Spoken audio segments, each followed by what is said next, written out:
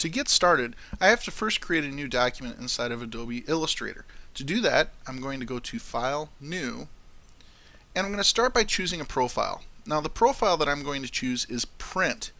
What this is going to do is this is going to set me up with a CMYK color mode, and that's the color mode used for print documents. I'm then going to create a custom size. Normally I would choose letter, legal, tabloid, or A or B series, but since this is a business card, I know that it's going to be significantly smaller than this. So for my logo size, I'm going to change my units to inches, and I'm going to give myself a width and a height of 4 inches. Now, a normal business card is 3.5 inches by 2 inches, so this is slightly larger, but it's going to make it a little easier to work in Adobe Illustrator, and we can reduce the size of this inside of InDesign. I'm going to hit OK, and that creates my artboard. Now, inside of here, I'm going to use simple shape tools to create my logo. The shape tools are located over in your toolbar, and they start with the rectangle tool.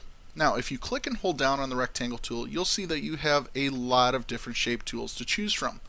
A real easy trick to identify these and use them often is to go over to the far right side holding down your mouse, and it will give you a tear off on the right edge of this panel. When I let go, I get a little mini panel of my shape tools.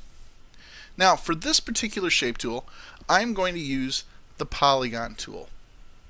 The polygon tool, if I click and drag, gives me a 6-sided shape that I can use any which way I want, but there's a couple key tricks that are really going to help you be effective in using this tool.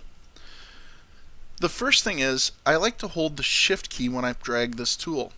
Not because it's going to keep it proportionate, but holding the Shift key will keep it locked to the page orientation, and it will give me a nice straight shape.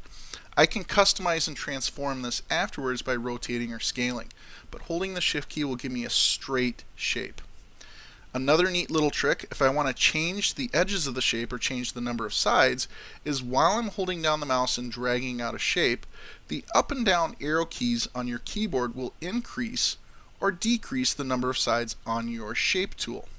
We're going to stick with the standard 6-sided shape.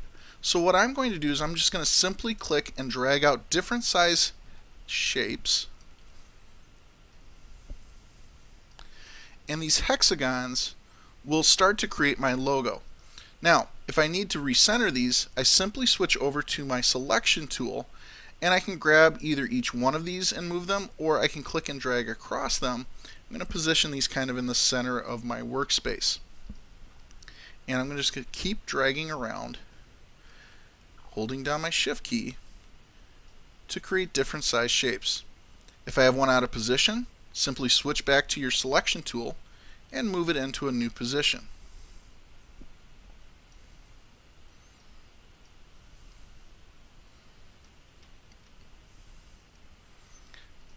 So that looks pretty good.